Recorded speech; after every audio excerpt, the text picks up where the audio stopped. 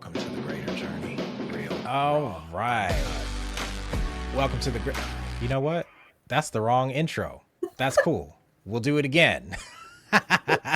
Welcome to the greater journey. I'm your host, Gregory Rutledge, author of From Waiter to Greater and creator of the Greater Framework. As you know, on this show, all we do is, interview our guests and help to express the messy middle, not the highlight reels, of what it takes to become an entrepreneur. So stories of transformation, and every conversation follows the Greater Framework.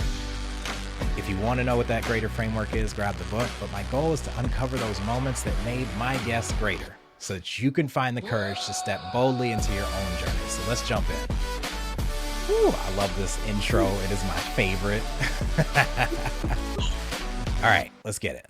So today's episode, we have CJ Boyd, who is a woman on a mission to help every woman on the planet unearth her truth lying dormant buried beneath decades of rules and roles and unwritten expectations, so that she can empower her to monetize those truths, to build a legacy that her kids will be proud to inherit. And I know it is written in the word, a good man leaves an inheritance for his children's children. And I don't believe that just goes for men. No, absolutely not. Not these days. So CJ, queen by design, fuck yes after 50, excuse my French, but sometimes it's needed, Yeah. So tell me, you're here now as an entrepreneur, but I know there's a story that led up to this, and that's what I want to hear today. All right. So I always was a girl who tamped myself down. I was like, I don't want to be in the front lines. I'll do everything behind the scenes. I don't want my name out there. I don't want the accolades. I'll just jump through hoops and make everybody else look good. And that worked for me during school. And, I did all the things and I followed all the rules and I got married and I had a couple kids, and then life kicked me in the teeth and I ended up losing everything, including my two children. To a man who was very violent but had money, and I literally left with nothing but the clothes on my back, moved to another state.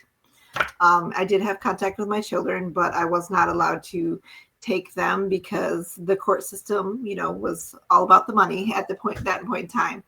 So I kind of felt like, I needed to reinvent myself. And so I spent, a lot of time reawakening the warrior within me, because as a kid I was fearless. I could do anything, I could accomplish anything, I could write and draw, and I won all kinds of awards and I did all these amazing things. And I lost her because I thought, you're supposed to get married, you're supposed to have kids, this person's supposed to take care of you, they're supposed to complete you, make you happy, fulfill the void and all the things. And that wasn't the case in my book. So I spent probably a decade trying to awaken the warrior deep within. And so I did that and I decided who I was going to be, but it still was tamped down. It wasn't quite, this is the person you're meant to be, this is who you're called for to be. That was kind of still follow the rules, still speak the way that you're supposed to be. People have these expectations of what you're supposed to be or what you can accomplish or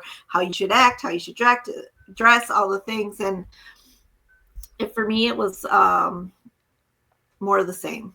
And so I did end up, I got married. I had 3 more children. I took on 2 of his children. So I've birthed 5 babies. And I feel like that's the greatest gift on the face of the planet. And I prided myself with, teaching my children, be good people, be good humans, help other people, do these things, and I always told my children, go big or go home. And for me, I wasn't living that. And so long story short, my husband and I were married for 21 years, and then life kicked me in the teeth again. And in a time frame of 3 months, my youngest of 7 left for the military. So I was no longer a hands-on, full-time, 24/7 mom.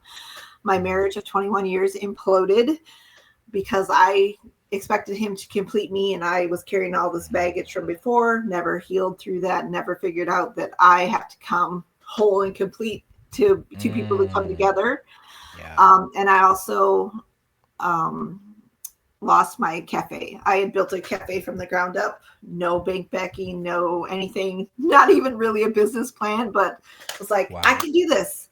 This is my goal. This has always been my lifelong dream. And when I was a kid, my mom bartended and cooked at a restaurant, and I waitress, and I was like, okay, this is what I want to do. I want to leave something, but I want to incorporate my mom because my mom passed away of stage 4 lung cancer. And so everything in my cafe was her recipes, her comfort food. So I kind of like wrapped all my customers in a warm hug, serving them, my mom's recipes. Oh, wow. So all those things happened, and those 3 things like really kicked me in the teeth. And I was like, oh my God, what am I going to do now? And so, with pandemic, I was like, okay, I have 2 choices. I can either embrace the power of the pivot, or I can, lay in the corner in fetal position and become just another statistic of circumstance and use that as my excuse to why my cafe went to hell and why I have nothing left in my life, And I was 48 at the time, and I was like, you've never really sat with yourself. In 48 years, you've never really sat with yourself and said, who are you as a woman, first and foremost? Who is CJ? Wow. I had all these expectations. You're supposed to be a good mom. You're supposed to be a good wife. You're supposed to do this. This is what you can wear. This is how you can talk. This is what you're supposed to talk about. All these rules and roles and unwritten expectations. How the heck does anybody live up to that if you don't know who you are at the soul? Right. So that was like my coming to Jesus meeting, I like to call it. And I have so many women that I talk to, and they're like, well, you were forged, you rose from the fire, you rose from the ashes. And I'm like, no, I was forged in the fire. The fire shaped me. The fire made me strong. I'm strong as steel because I went through that fire. I didn't rise from anything. I chose to recreate myself. This is so good, girl. I'm surprised we've known each other so long, and this is the first time I'm hearing the full story. And it's just incredible. I know there's some women that are listening right now that are just like, wow, me too, right? Or like they have permission now Right. to reinvent themselves and stop playing by these rules, roles, and false expectations that are placed on them by who knows who, right? Exactly. So in this journey, I'm hearing a lot of the letters from the greater framework, resilience being like the number one. And there had to be a mindset reframe here. Like, and there's a lot of learning, and not learning like in theory from a book, but really learning by being in those trenches. So I'm going to ask this for the women that are listening that are like, but how, CJ? How did you do that? Like, how can I do that? Who or what taught you the biggest lesson on this journey?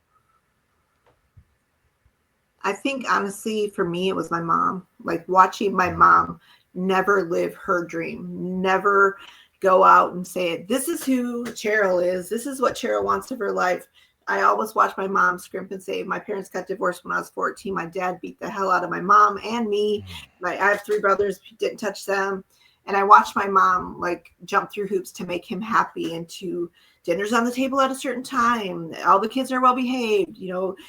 From the outside looking in, my parents coached Little League baseball, and it was like Dr. Jekyll and Mr. Hyde. My dad would take everybody on the team out for ice cream. When we got home, my dad turned into this that you could not even fathom he was capable of being. And so I watched my mom deal with that, and then I lived that my life trying to be like, I need to protect my mom. I need to make sure she's okay. I need to mother her and do the things. I just remember laying in bed and I was praying, life would be so much better if he just wasn't here. And like within 48 hours, he left. Like he got in his car and he took off and he was gone. And so that stuck with me when I was going through all these things. I'm thinking, I need to live my life to leave a legacy for my daughters that they're proud to inherit, that they're not like embarrassed. Like, why did mom not step up and stand up for herself? Why did mom not do, mom's speaking, telling us, go big or go home, do this, do that. Never let anybody tamp you down. Never let anybody tell you what to do. But I was like, I'm giving lip service to the things that I want my daughters to, embody and embrace and be self-sufficient and have that self-belief and that courage to say, no, I don't need somebody to tell me what to do. I can do it on my own. If I want your help, I'll ask for it, but you're not going to tell me what to do. And so that for me was like my mom, watching her be like, God love her. My mom was a great woman, had great work ethic but she could not like stand up for herself to save her life, period. And I mean that in the most loving way. Like even in the end, in her death, on her deathbed, she was like, I have to stay here for you kids. We're grown adults. You're dying. Your pacemaker's going off. It's bringing you back to life when your body is telling you that's enough is enough. And I'm like, you just got to let go. So to watch that, I wanted to raise my girls and my children with, you know, the self-confidence, the courage, the self-belief, and the attitude of I can do anything I put my mind to and nothing's going to stop me, because I did not ever watch my mom do that or say that my entire life. Man, that is so beautiful. Living by example. Be a living example. This is like the embodiment of be the change you want to see in the world. Like we hear it all the time, but it's a cute little quip, right? It's a cute quote. But like what does that look like in practice? It looks like being the person that like, because how many I know there's people out here that their parents, the people that are watching whose parents have told them don't do this, don't do that, but all they see is their parents doing this thing. Like for example, don't lie, right? And then someone calls on the phone, remember landlines, and it's like, tell them I'm not here. Well, now I just learned how to lie for you, so why not lie for me, right? So I'm a big advocate for community, and I know that these kind of changes are really hard to make on your own. So I have to ask, who, and this is for those of you that are out there, like, who helped her through? Like, how did she do this? I know she didn't do it alone. So who empowered you when you couldn't see it in yourself? And the second part of the question will be, how do you empower others now? Honestly, the thing that flipped the switch for me was being in my Bible, like going to scripture and being like, okay, he didn't create me for all this hurt and this sorrow and this crap that I've created in my own life. He created me for a purpose. And, you know, I spent the whole time being like, what about me? What about me? What about me? What was me? What was me? What was me? When I realized that he made me for a purpose so much bigger than me, and I stopped being selfish and making it about me. It's my purpose, my calling is to show other women what's possible. My mission is to be the voice for the women who haven't found their voice yet. And I get really emotional about it. When I had my cafe, I live in a really small town, like 862 people, but there's like 7 churches in the area, and all the pastors would come in, and I have my King James Bible on the counter in my cafe, and they'd be like, "Ooh, what is that you got there?" And I'd be like, "My Bible. I'm in this. When there's nobody in here, I'm in here, because this is feeding me spiritually. This building and is feeding me financially and food and paying the bills, but this is what matters." And my kids would always laugh, and they'd be like, "Mom, you're like the pastor whisperer," because all these pastors would come in and we would talk scripture, and I would surprise myself and be like, I could, you know, talk scripture with them, and they would be like, "We would never imagine that coming from a small town little girl like you." And it just made me feel so good that I wasn't giving lip service to my love for my creator, and I wasn't giving lip service to the calling that I know he created me for. I don't want to be that person who wastes the vessel that he gave me to be that light for somebody else. Oh, that's so powerful. I'm just stuck on the one thing you said that just like I'm just I can't get past this. A pastor would come in into your cafe and see a Bible sitting Yeah. on the counter and ask you what it was? Yeah. Well, they didn't expect it because I don't go to a physical church. Yeah. None of them had ever seen me in their service. So they were like, Mm. they would be like, "Oh, we're gonna pray. Do you mind if we pray?" And I'd be like, "Yeah." And then I would be like, "All right, I'm putting my Bible on the edge of the counter here. I got this." And Mm. it was just one of those things where I feel like every single pastor that came in there gave me a gift that needed to be opened Mm. a little bit more so I had better understanding. So not only for myself, but when other people were in a space where they needed a scripture or they needed, that thing that was going to make them be like, okay, today's going to be okay. Mm. That I was That able to do that. encouragement. Yeah. Oh my gosh. That's so beautiful. And there's something else you said that I want to touch on is you said gift. Like your gift, the gift that was in your vessel to bring to the world. Have you ever noticed that the gift you have to give other people is the gift you cannot give yourself? Yeah. Yeah. Yeah. So I'm sorry to hear you lost your cafe. I was a barista, and every time I hear you say tamp down, I think of The the coffee. yeah, the espresso shots. So I'm like, yeah, she was a barista too. Yes, she Um, was. on that topic of the cafe, and such a small town to have seven churches in a town of 862 people. It's like Uh-huh. 100 people per church, and it's like, I don't like you, I'm gonna go start my own church, right? Yeah. Kind of um like that.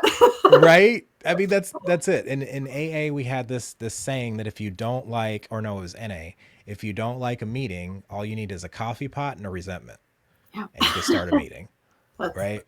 And yeah, now it's like all you need is a stage and a resentment to start a church, right? exactly. So Sad now but that true.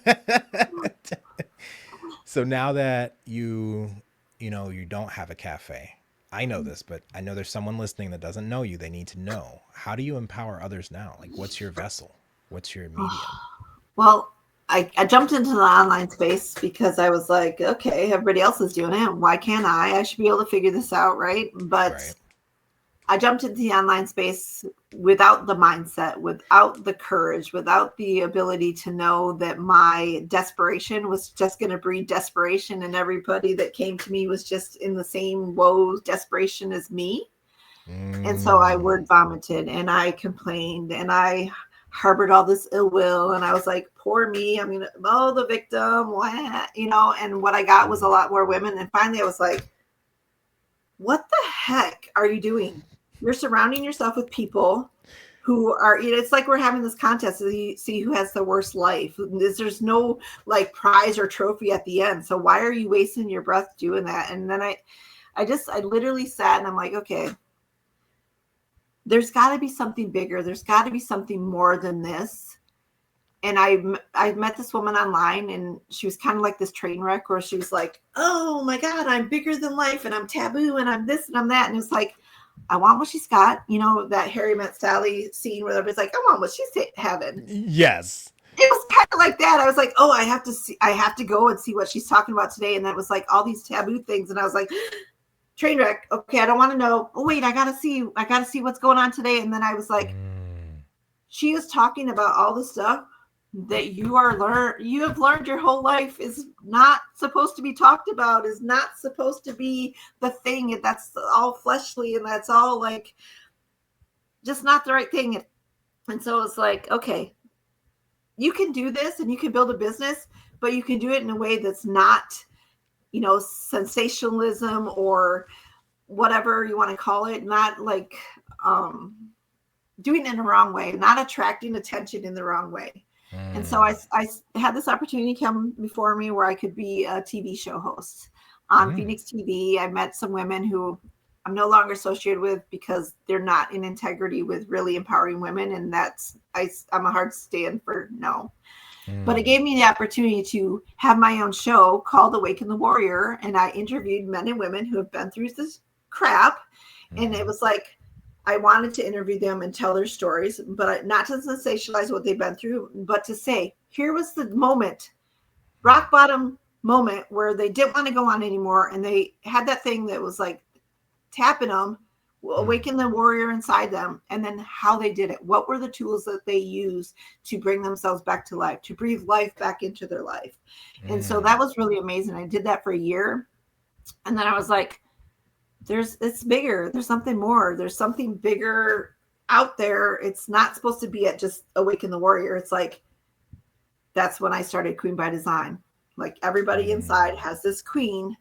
Now that we've tapped in and awoken her, what are we going to do with her? How are we going to build her courage? How are we going to give herself permission to say yes to herself and to really go out and do the things that they want to do? And so I started in the space and I was coaching, but I wasn't charging anybody. I was like, literally, women would come to me, hey, I want to pick your brain. Hey, let's mastermind. Hey, let's collaborate. And it's like, okay. And that was great. And it fed me because I was like, I'm helping people. I'm helping people. I'm helping people. But then it's like, you're helping people, but you're not really helping them. You're telling them how to help themselves. They're not doing what you're telling them. They wanted to pick your brain and they got it for free. And now it's like, I've had conversations with some of those women, and just last week, and it's like, what's changed since we talked 4 years ago? She's like, well, nothing. I said, why hasn't it changed? Well, because I can't, or this, or he, or it, or she. No, it's you. You're the reason nothing's changed, because you didn't give yourself permission to do it. You didn't lay that brick down, solid foundation, and go, enough's enough. I'm done being a victim. I'm done playing this woe is me crap. I'm going to stand up and I'm going to do something that's meant for me, but it's going to change everybody who comes into contact with me. And I always tell people, you're that handful of pebbles. You throw it into the water. You don't see anything happen. They fall to the bottom, but you don't realize they're rippling out, rippling out. You know, building those waves eventually become tsunamis. And that's what I want. I want to be that handful of pebbles tossed in the water that ripples out and becomes a wave and a tsunami. And people are like, okay, whoa, wait a minute. We're forever changed because CJ took the time and had a conversation with us. We're forever changed because CJ helped us build our courage and our self-belief that we can do absolutely anything we want to do if we make the decision and we're intentional and we're integrity and we say yes to ourselves. Come on, girl. You better say this louder for the people in the back. Yes, absolutely. Oh, man. So good. Wow. Just incredible. And I love that you touched on the, I'm helping people. Yay, it's working. Right. But they're not helping themselves and they're not helping you, because when you don't pay attention. And so, yeah, I can give you all this stuff for free, but if you don't value it, they say, it says in the word that your where your heart is, or where your treasure is, there your heart will also be. And so you have to charge people to get their heart in it, because if I didn't have to sacrifice my money to learn something, then I won't sacrifice to make it happen. It's just more information and information overload, man. Like I can learn all day, but if I don't apply it, it's just knowledge. It's when it's applied that it becomes wisdom, right? Absolutely. So on the topic of learning, what failure became your best classroom? Oh, she's got a story. I could see it. Oh, there's so many to choose from. Let me just think. Do you hear that? She said there's so many to choose from. So that means that this path to entrepreneurship is lined with failure. Yeah. And I think, people say failure is not an option or failure is a bad thing. That's complete bull. Failure is the thing that teaches you the lesson to say, I don't want to do that again. I don't want to put myself in that position again. I don't want to stand for that. I don't want to allow that. I think the thing for me, honestly, getting divorced the first time, leaving an abusive relationship, coming back home to my hometown where he still lives, and walking through on the streets and having people look at me and judge me and say things about me. And I'm like, you didn't live my life. You see things through rose-colored glasses. I'm going to hold my head high because I know who I am. I know what I've done. I know what happened. And for that, that's been my biggest lesson, to not let anybody else's opinion taint you, to not let anybody else's opinion change you at your soul, at your core. If you know who you are at your core, what your purpose is, what your values are, what your integrity is, what you will stand for, what you won't stand for, nobody can shake that. You have to build that so unbelievably solid that nobody can rock your world unless you say that they can. You give that power away. And so for me, it was like I lost everything. I lost my children. Yeah. And to come home and be in a town. My daughter came and lived with me after I moved back, but to be in a town where everybody's, I can't believe she's here. Oh my God, did you? You can't touch me because I know who I am and I know what I lived through and what I almost didn't live through. You know, people's judgments, and it really taught me the lesson to not be judgmental of other people. Like I used to go, I gave birth to 5 children. My body's not like this amazing thing. And I'd walk by women and I'd be like, that bitch never bore no babies. Okay, whoa, wait, who are you to judge? You don't know. And then I met people who are like, yeah, I just gave birth, 6 weeks ago to my 6th kid. And I was like, looking at her going, holy crap, how'd you do that? And it's like, to really just own who you are and not judge other people, because you don't know who you're walking by. You don't know what they went through. And I always taught my children, like, be nice to the kid in school who's sitting at the lunch table by himself. You don't know what happened when he got out of bed this morning. He could have just got bad news. His mom died. His parents could be going through a divorce. You don't know. Be the kid who, the bullies are coming by and knocking the books out of his hand. You be the kid that picks up those books and carries the books and be that person and says, you know what? It's okay. Because one day you're going to be that person and somebody's going to have a day, and that could be the day that they're contemplating taking their own life. And because you took a second and you said, hey, have a good day, or you smiled, or you said, hey, are you doing okay today? You might be the reason that that person decides to stay on this earth. So never judge anybody else. Oh my gosh, CJ, that's so powerful because, I think it's people like us, that are called to empower and encourage, that typically were those people that picked up the books and stood up for the bullies. Because I know I was. Yeah. And like I couldn't understand how like the jocks and the people that played football, like they would just tease all the people that were weaker. And it's like, even in that situation, now looking back, I could have given some grace because that's probably how their parents treated them with the sports, right? You are our cash cow. Like you are going to make us money. Exactly. That's typically what it is. And so now they've got this pressure and they're just doing what's been done to them. So yes, absolutely offering grace, because you never know. You never know where someone's been or what they're going through or what they're contemplating doing. Right? We see all these school shootings and it's like it starts somewhere. Yeah. Right? Man, just your principles, your values, the integrity, the heart behind what it is you do. That takes a lot of courage, and you kept saying it, at your core, right? The root word in courage is core, cur, which is heart, and really courage is this just the ability to live from the heart. And I think so many times what we're doing is we're trying to suppress what's inside of us that's been called to come out. And if we just did that without the fear of judgment, without the need for validation, what world would we be living in? Whew. It'd be amazing. I used to, when you were saying that, it really landed and it made me very emotional because whew, everybody would always say, you wear your heart on your sleeve. You need to grow thicker skin. You need to be tougher. You need to. And I'm like, no, my heart on my sleeve is my greatest gift. Absolutely. I will wear that with a badge, like a badge of courage, Yeah. because that's what it's supposed to be. That's what humanity's supposed to be like. I mean, it's you can have all of the things in the world, but without love, it's nothing, right? Man, this I wow. Didn't know what you were Uh, in for, did you? I didn't. And I'm so grateful that we find, you know how long we've been planning this I know. and like keep missing each other. And it's like, but why?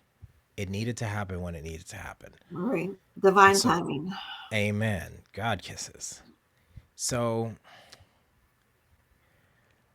in being that person that stands in the gap for these women that can't or think they can't stand up and be themselves, was there a moment where you yourself felt overlooked or underestimated? I think a lot of people underestimate me because for an entire lifetime, I was, like I said, the girl behind the scenes. I never spoke up. I never stood up for myself. I never like made waves. It was like, don't go against the grain, don't balk authority. Don't do this. Don't do that. And I feel like I finally just came to that point where I'm like, at 50, it's like, okay, enough's enough. Fuck yes after 50. That's the evolution of Awaken the Warrior to Queen by Design. And now here we are. And it's like, Mm, tell it like it is. Say your truth. Go out there, shout it from the rooftops. Doesn't matter. The people who need to hear your voice are going to hear you because you're saying it. You're the lighthouse. You're not the tugboat trying to pull people and like, come my way or look at me and do this. It's like, no, I'm out there and I'm telling it like I see it. And I'm mm, going to just be truthful and honest and not care because that's not the right phrase, but I'm going to let the chips fall where they may mm. because me being silent is not helping anybody. Me not speaking my truth is doing a disservice to the creator who told me your calling is something bigger than this. Why are you Mm-hmm. sitting back and not saying anything? Mm, mm. And I think it's more miserable to live with something on the inside of you that needs to come out and not let it out than it is to let it out and potentially be judged, criticized, or Absolutely. quote unquote fail, right? Right. Uh there is no failure. It's all learning. It, learning and unlearning. That's what I keep saying. And I just keep thinking back to when you go through things and you just tell yourself, just breathe, just breathe, just breathe. And it's like literally life. It's a series of inhales and exhales. If we stop long enough to take an inhale and we let it out, nothing. There's nothing. That's a gift. That's a gift. You have the gift of life. Your heart is beating, you're breathing. It's literally just as easy as that. Inhale and exhale. Nothing else matters. You are so right. Because think about it. It's the moment our breath leaves our lungs that life is gone. Yeah. So it is nothing else than breathing. Yeah. And we put all the expectations, we put all the, you know, what's the word I'm looking for? We define that. Mm, Circumstance, we put emotion, we put fear, we put anger, we put all that hate, racism, all the things in it. mm. It's not. It's just breathing. Don't overcomplicate it. Just breathe. That's all it is.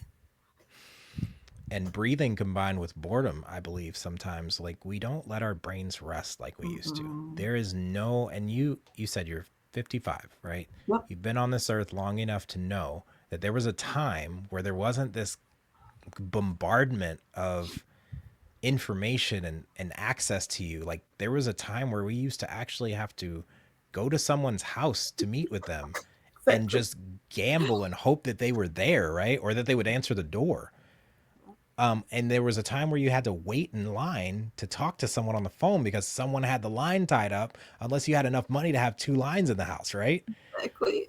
That they the generations today will never understand that. And I think what's happening, and I'm seeing it, is like I've seen a lot of Gen Z that are interested in nostalgic things. I met a young lady the other day that said she mailed a letter to her boyfriend, What? right?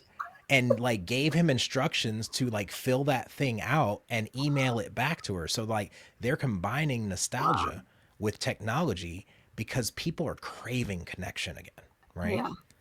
And on that Genuine note, connection, not genuine. the surface bull crap that we try to do. It's the genuine, like, hey, I hope you're having a good day. Let's sit and have a conversation. Let's literally just sit and have a cup of coffee and talk for, 20, 30 minutes without looking at your phone, without scrolling a reel, without all these outside distractions. I think that genuine connection, like you said, that's what's missing. And we need to come back to that. Amen. Yeah, absolutely. And it's happening whether we want to or not. Like things always come full circle. Ecclesiastes 1:9-11. I posted it today. Do you not know that, there are no new ideas under the sun? Everything that is a combination of something that's already existed. And there's nothing you can say, look, here's a new thing, because it's always some combination of God's principles and his design reimagined for the current times, right? Exactly. Mm-hmm. And so we're coming to pretty much the fall of Rome right now, right? Everything is entertainment because they have to Yeah. entertain us so that we don't lose our minds. Now, and that's an opinion, but make the decision for yourself based on what you're seeing. There's a woman out here or man that's watching this that needs you, right? What is the one message you have for them? Whew. That if there's something in your brain that's an idea, there's something on your heart, there's something in your belly that is giving you, those butterflies, that's a burning desire. That's something that you really need to tap into, that you really need to explore. And like you kind of touched on it, like everything that you can think of, God's already imagined, he's already created. And if it's in your brain, it's meant for you to explore. If it's in your heart, it's meant for you to, take the time to give it some love and see what happens. If it's in your belly, it's that burning desire that you want something different than what you currently have. And I think the message would be to, if it's there, it's something bubbling under the surface, let it out. What's the harm in letting it out? What's the worst that can happen? My husband and I have this conversation all the time. And with our youngest daughter, we're always like, okay, some stuff went on, but did you die? No, you didn't die. So just go do it. Just try it. What's the harm in trying it and giving it breath, giving it life? Because who knows? Maybe that's your calling. Maybe that's your purpose. Maybe that's God tapping you on the shoulder going, listen up. I got something better for you. I got something bigger for you. Why are you wasting your time playing small and doing this thing when you're really meant to be here? Come on, girl. And I heard it, and I can't help but when I hear this, offer this reframe, and it may change things for you. It may change things for this viewer. We get what we focus on the most, right? It just is what it is. That's how our brains are designed. So when you said, try it. What's the worst that can happen? Now they start thinking about all the things that are the worst that can happen. And so it just keeps them from even trying. So may I reframe? You may. What's the best that can happen? Let's imagine the best case scenario of answering that call and it actually working. Like, we got to tell ourselves better mental movies, right? We got to tell ourselves movies where we're the star and we win in the end, right? How awesome is this thing going to be when I actually follow it and it works and I get to live the life that God has for me and help other people live that life too, right? Absolutely, yeah. So I'm in full agreement with what you said. I just wanted to offer that for that listener too. Let's just tweak it just a little bit. It's great, but it can be greater, right? Absolutely. And not to say that what you just, that's just my thing. It's greater. So you are incredible, CJ C. Boyd. And we got to conclude the C because it's that maiden name and it's important. Where can they find you? I'm everywhere.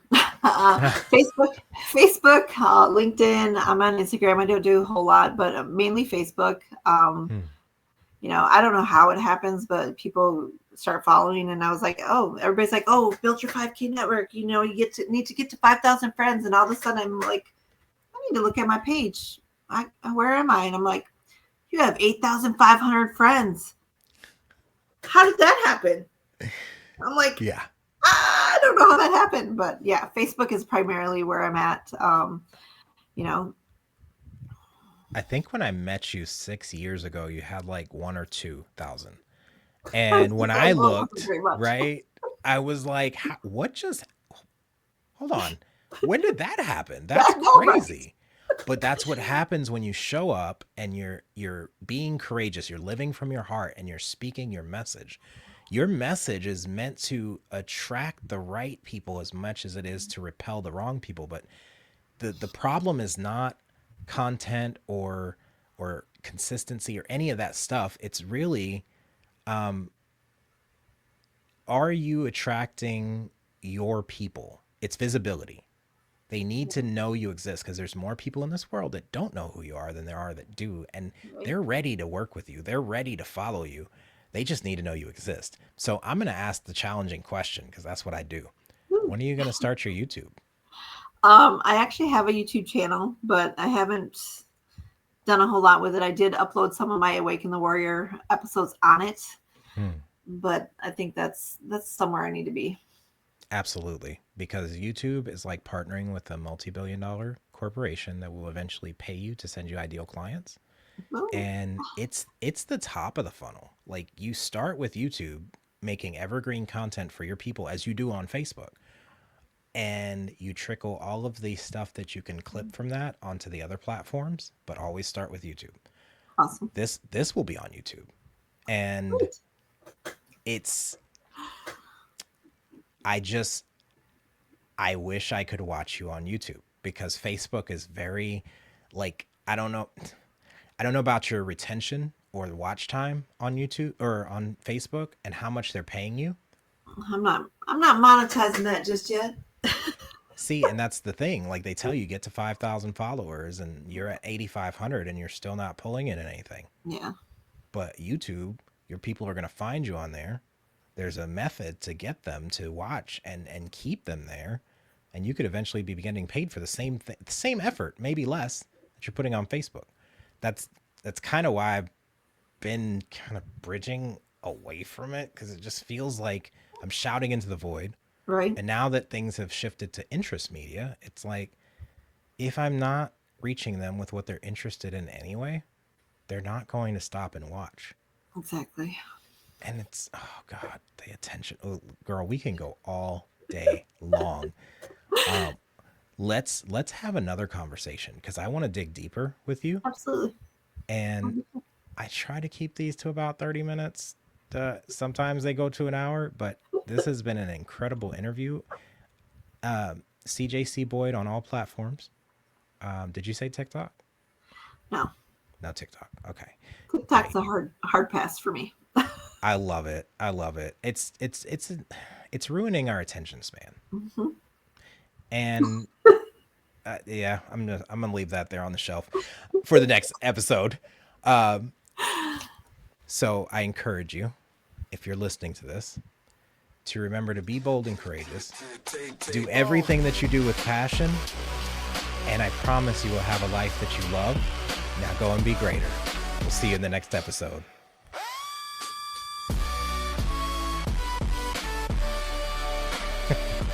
It's my favorite music. I just It's love awesome. it. Thanks.